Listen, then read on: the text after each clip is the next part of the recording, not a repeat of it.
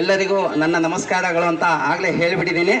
ಮತ್ತು ಈಗಾಗಲೇ ಭಾಷಣದ ತುಣುಕಿನ ಕೆಲವೊಂದಷ್ಟು ಸಾರಾಂಶಗಳನ್ನ KS ನಾಗರಾಜ್ರವರು ಆದರೆ ದೇಶದ ಇತಿಹಾಸದ ಬಗ್ಗೆ ಪುರಾತನ ಕಾಲದಿಂದಲೂ ನಡೆದುಕೊಂಡು ಬಂದಿರತಕ್ಕಂಥ ಮತ್ತು ಹಾಗೆ ಸ್ವಾತಂತ್ರ್ಯ ಪೂರ್ವಕ್ಕೂ ನಡೆದುಕೊಂಡು ಬಂದಿರತಕ್ಕಂಥ ಘಟನಾವಳಿಗಳನ್ನು ಆಗಲೇ ನೆನಪಿಸಿದ್ದಾರೆ.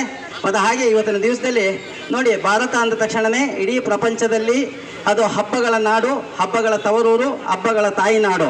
ಇಡೀ ಪ್ರಪಂಚಕ್ಕೆ ಒಂದು ಹೆಗ್ಗುರುತು ಅಂದರೆ ಅದು ಭಾರತ. ಮತ್ತು ಹಾಗೆ ಇಡೀ ಪ್ರಪಂಚದಲ್ಲಿ ಒಂದು ವೈಶಿಷ್ಟ್ಯತೆಯಿಂದ ಕೂಡಿರತಕ್ಕಂಥ ಸಾಂಪ್ರದಾಯಿಕ ದೇಶ ಅಂತಂದರೆ ಅದು ನಮ್ಮ ದೇಶ ಭಾರತ. ಯಾಕೆಂತಂದರೆ ಇಡೀ ಭಾರತದಲ್ಲಿ ಸರ್ವಧರ್ಮೀಯರು ಮತ್ತು ಹಾಗೆ ಸರ್ವ ಭಾಷಿಗರು ನೆಲೆಸಿರತಕ್ಕಂಥ ಒಂದು ಪವಿತ್ರವಾದ ದೇಶ ಅಂತಂದರೆ ಅದು ಭಾರತ ದೇಶ.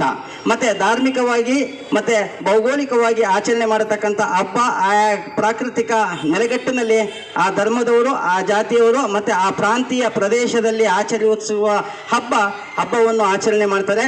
ಆದರೆ ಇವತ್ತಿನ ದಿವಸದಲ್ಲಿ ನಮ್ಮ ಇಡೀ ದೇಶದಲ್ಲಿ ಪೂರ್ವ ಪಶ್ಚಿಮದಿಂದ ಹಿಡಿದು ಉತ್ತರ ದಕ್ಷಿಣದವರೆಗೂ ಸರ್ವಧರ್ಮೀಯರು ಆಚರಿಸತಕ್ಕಂಥ ಒಂದು ಪವಿತ್ರವಾದ ಹಬ್ಬ ಅಂತಂದರೆ ಅದು ಭಾರತದ ಸ್ವಾತಂತ್ರ್ಯದ ಹಬ್ಬ. ಅದು ಇವತ್ತಿನ ದಿವಸದ 75ನೇ ಅಮೃತ ಮಹೋತ್ಸವಕ್ಕೆ ಇವತ್ತಿನ ದಿವಸದಲ್ಲಿ ಬಂದು ನಿಂತಿರತಕ್ಕಂಥದ್ದು. ನೋಡಿ, 75 ವರ್ಷಗಳ ಹಿಂದೆ 1947 ಆಗಸ್ಟ್ 15 ಶುಕ್ರವಾರದ ದಿನದಂದು ನಮಗೆ ಸ್ವಾತಂತ್ರ್ಯ ಎಂಬ ಒಂದು ಗೌರವಯುತವಾದ ಪದ ನಮಗೆ ಅಂಗೀಕಾರ ಆಗಿದ್ದಂಥದ್ದು. ನಮಗೆ ಸುತ್ತೋಲೆ ಹೊರಡಿಸಿ ಪರಕೀಯರ ಆಕ್ರಮಣದಿಂದ ನಾವು ಸ್ವಾತಂತ್ರ್ಯಗೊಂಡಿದ್ದಂಥ ಒಂದು ಪವಿತ್ರವಾದ ದಿನ ಅದು ಶುಕ್ರವಾರದ ದಿನ. ಅಮ್ಮನನ್ನು ಆರಾಧಿಸುವ ದಿನ, ನಮಿಸುವ ದಿನ, ಪೂಜಿಸುವ ದಿನ, ಶುಕ್ರವಾರದ ಒಂದು ಪವಿತ್ರವಾದ ದಿನ.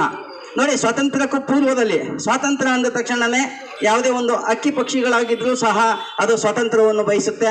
ಮತ್ತು ಮನುಷ್ಯ ಕುಲದಲ್ಲಿ ಮನುಷ್ಯ ಪ್ರಾಣಿಯೂ ಅಷ್ಟೇ, ಯಾರ ಹಂಗಿಲ್ಲದ ಹಾಗೆ ನಾನು ಸ್ವತಂತ್ರವಾಗಿ ಬದುಕಬೇಕು, ಸ್ವತಂತ್ರ ಜೀವಿಯಾಗಿರಬೇಕು ಅಂತ ಅದು ಸಹಜ ಗುಣ, ಅದು ಮನುಷ್ಯನದು. ಅದೇ ರೀತಿ ಒಂದು ಭಾರತದ್ದು, ಅದೇ ರೀತಿ ಒಂದು ದೇಶದ್ದು ಸ್ವತಂತ್ರವನ್ನು ಬಯಸುತ್ತೆ.